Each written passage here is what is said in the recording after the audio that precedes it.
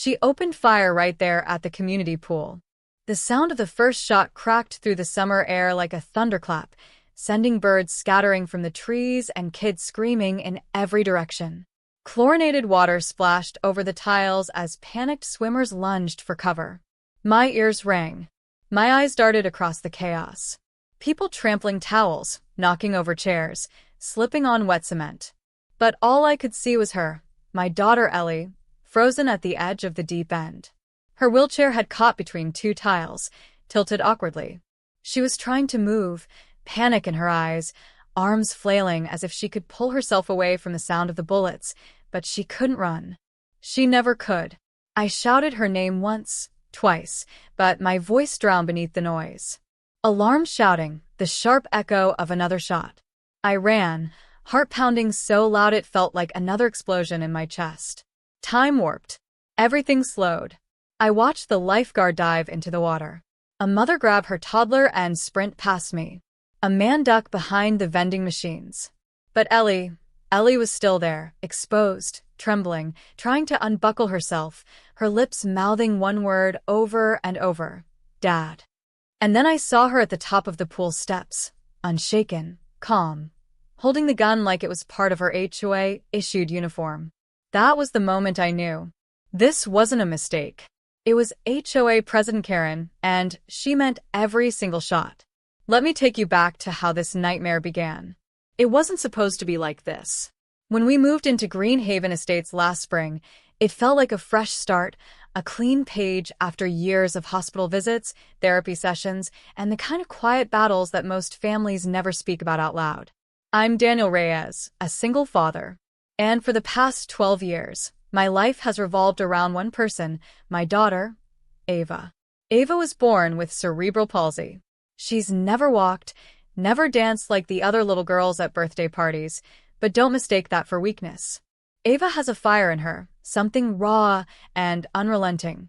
She speaks through her smile, commands a room without raising her voice, and has this uncanny ability to see right through people. When I'd be frustrated with the world, she'd tilt her head, give me that half smirk, and say something like, "You're being dramatic, Dad." And just like that, she'd reel me back in. Water has always been her sanctuary. I still remember her first time in a pool, just 3 years old, strapped into a floaty, squealing with pure joy as the water lifted her weight, made her feel free. That's the thing about water. It gives her something the world doesn't. Equity in the pool. No one cares if she can't walk. She glides. She floats. She becomes who she wishes she could be every day. So, when the real estate agent showed us the house and pointed out the shimmering blue pool at the center of the community, Ava's face lit up like I hadn't seen in months. "I want to swim every day," she said, gripping the armrest of her chair with excitement. That alone made me sign the papers. The first few weeks were bliss. I worked remotely, coding for a startup in the mornings and spending afternoons pushing Ava along the winding sidewalks, her laughter echoing through the quiet streets. Neighbors waved. A couple even brought over cookies. There was an old man named Ron who gave Ava a tiny cactus in a painted pot. "To brighten your window," he said. For once, it felt like the world was letting us breathe.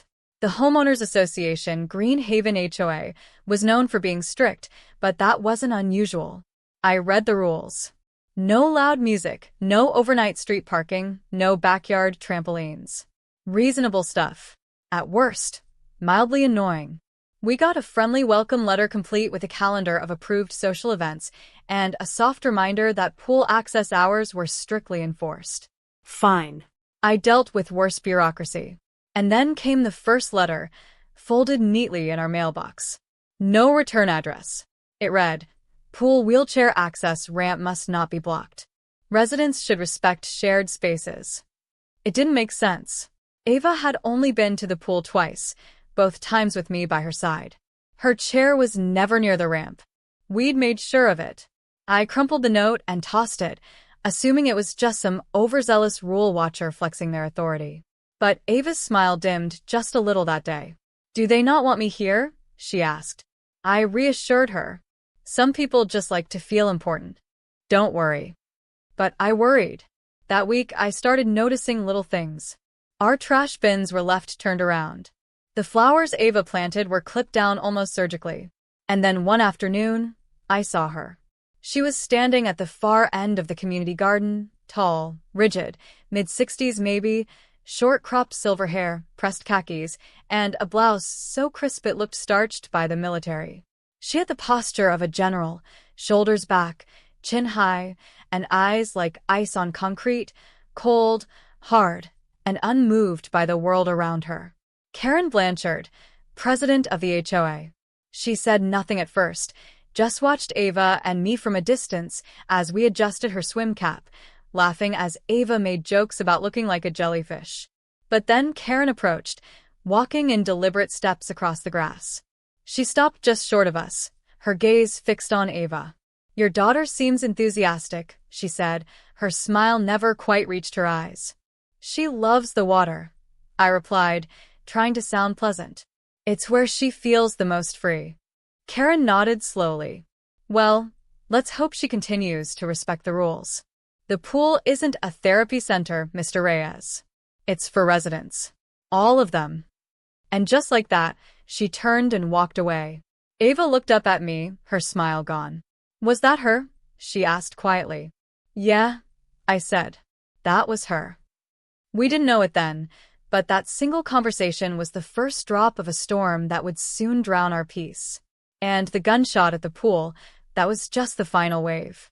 ChatGPT said it started with whispers, quiet, calculated, and carefully placed. The kind of whispers that seem innocent until you realize they've taken root like weeds through the cracks of a peaceful sidewalk. A week after our brief encounter with Karen, a second note showed up.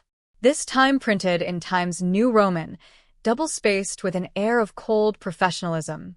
It read, "To Mr. Reyes. For the safety and comfort of all residents, please refrain from placing the wheelchair too close to the pool's shallow end ladder. Obstructions may delay emergency response. Thank you for your cooperation. Green Haven HOA Compliance Committee." There was no contact name, no signature, just the committee, but we both knew who was behind it. Ava read the note before I could stop her.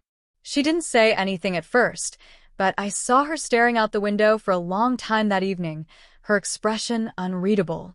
That was the thing about Ava. When something cut her deep, she didn't cry. She closed. Shut down. Quiet. I decided to let it slide for now. But the notes kept coming. Reminder: only standard flotation devices are permitted. Ava's specially designed float vest wasn't standard. Poolside chairs must be kept at least 2 feet away from access ramps. Hers was always placed just at the edge for ease of transfer. Then came the fines. Small ones at first, $25 for non-compliant equipment. $50 for unattended wheelchair near pool perimeter. I called the number on the letterhead. No one answered. I emailed. Auto response. When I finally tracked someone down, they told me it had already been escalated to Karen. So, I did what any decent neighbor would do. I showed up at the monthly HOA meeting held in the community clubhouse. It looked more like a country club strategy session than anything neighborly. Karen sat at the center of the long polished table flanked by a few other board members. She wore a white blouse with gold cufflinks and a pin that read, "Order is peace." "How poetic, Mr. Reyes," she said with a courteous nod as I entered. "We weren't expecting you." I stood before them, papers in hand, copies of every fine, every notice, every passive-aggressive letter. I kept my voice calm, neighborly even. "I'm not here to argue," I began. "I just want to understand the reasoning behind these fines. Ava's equipment meets ADA standards. Everything we do at the pool is within regulation." Karen's smile was tight. "Regulations are one thing. Resident comfort is another. You must understand that certain behaviors, certain presences can disrupt the community dynamic." I blinked. "My daughter's presence is disruptive?" "She's welcome, of course," Karen said quickly. "But we must maintain order and safety. We've received several complaints." I looked around the table.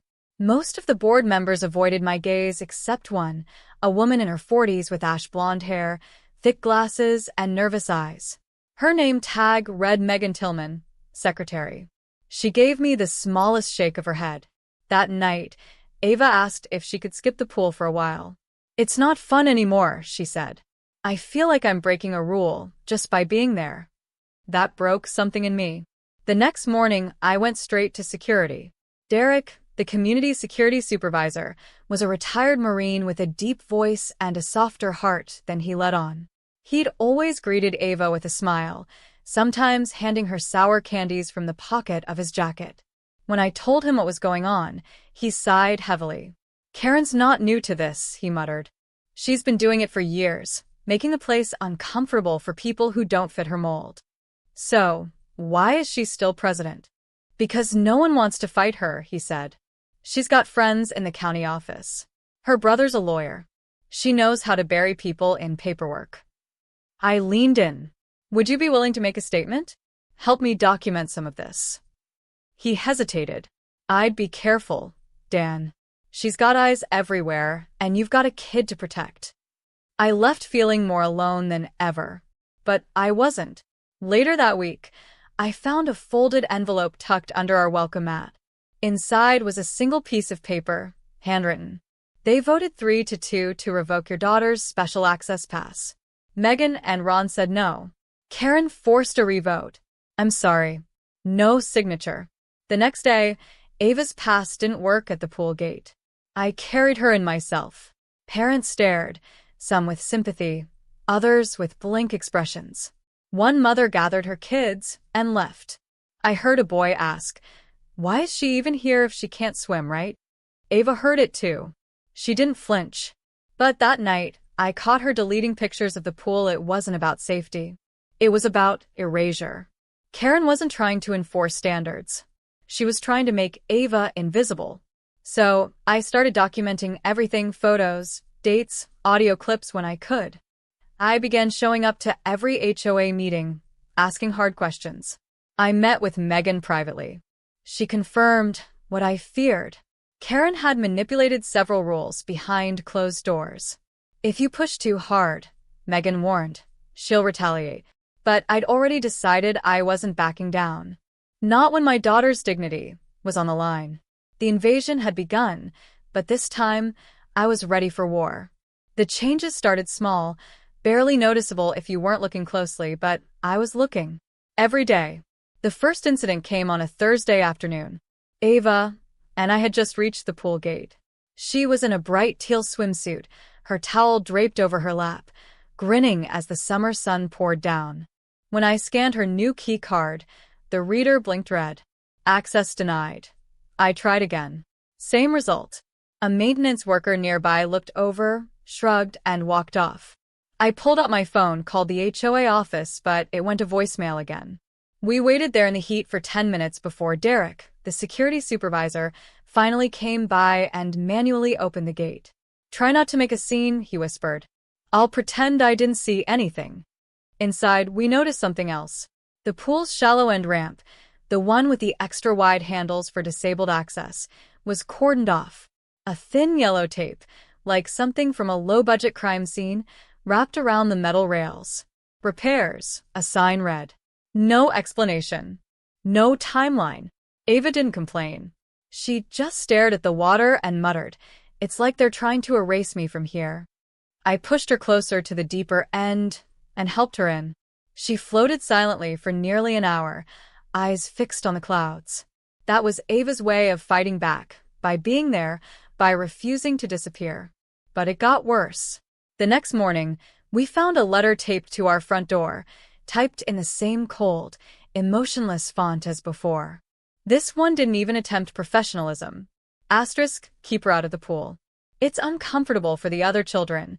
Asterisk, no signature. No HOA letterhead.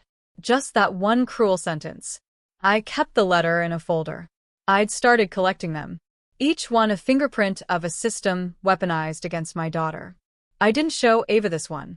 She was already shrinking inward, her usual spark flickering behind guarded eyes. That night, I sat by her bedside, watching her sleep. I thought back to the beginning, when Ava was born 2 months premature.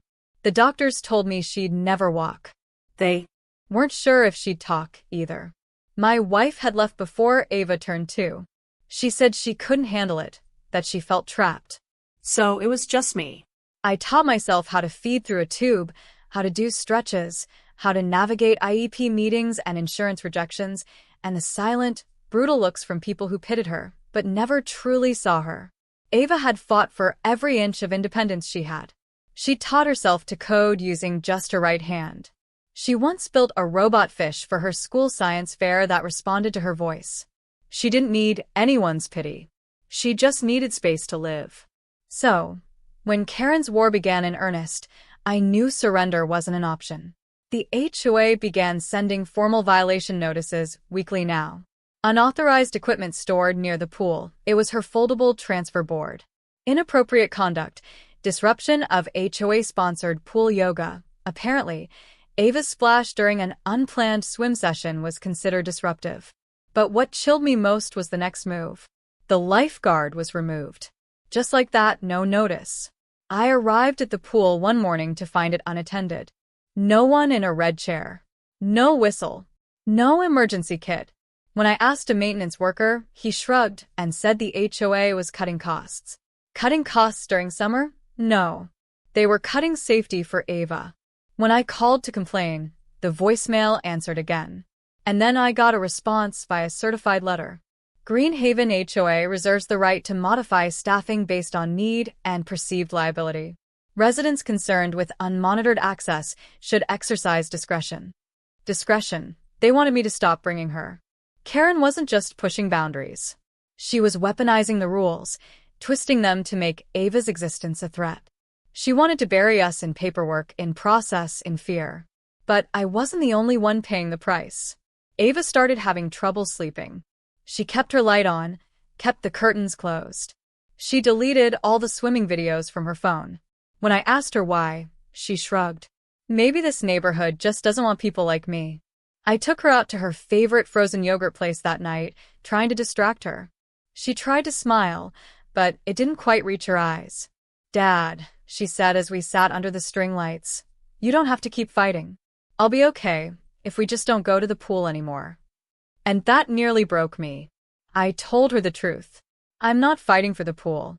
I'm fighting for you. That weekend, things escalated. On Saturday morning, our driveway was sprayed with something sticky. It smelled like gasoline. I found scratch marks on our mailbox, and one of Ava's planners was shattered, its contents stomped into the lawn. But it was Sunday night that sealed it. We were both in the kitchen cleaning up after dinner. Ava had just wheeled into the hallway to grab a book when we heard the crash. Glass shattered. I rushed to the living room. A brick had come through the front window, trailing splinters across the floor. Ava screamed from down the hall, but I told her to stay back. Taped to the brick was a note. "She doesn't belong here." I stood in the silence, heart pounding, glass crunching beneath my feet, rage blooming in my chest like wildfire. I called the police. An officer came, took notes, wrote a report, but he seemed tired, overworked, apologetic. "No cameras on this side of the street," he said. "Unless a neighbor caught it, there's not much we can do." Ava didn't sleep that night. Neither did I. The next day, I called a lawyer. Karen thought she was untouchable, that she could twist the rules and erase people quietly, without consequence. But she had forgotten one thing. You don't come for a man's child without unleashing the fight of his life. By the time the brick shattered our living room window, I had already stopped thinking like a father and started thinking like a detective. For weeks, Karen had been waging psychological warfare on Ava and me. And up until now, I try to stay within the system, to play by the rules. But rules meant nothing in Greenhaven Estates. Not when the queen of the board bent them like wires behind closed doors. That night, while Ava finally slept, exhausted from crying after the attack, I stayed up with my laptop, a bottle of cold coffee, and a folder full of HOA documents I'd quietly gathered. Meeting minutes, financial summaries, project invoices. Most of it was public record if you knew where to look. The more I dug, the more something began to stink. Karen had signed off on a $12,500 community landscape improvement last fall. The project, new rose bushes and decorative stones at the front gate. But I remembered that upgrade. I remembered watching two guys in overalls unload a flatbed truck, but it wasn't filled with plants. It was filled with prefab security barriers, metal detectors, and surveillance equipment. Equipment that was never installed, never mentioned again, but somehow, the bill was paid. From her phone. That was the moment I realized this wasn't about rules or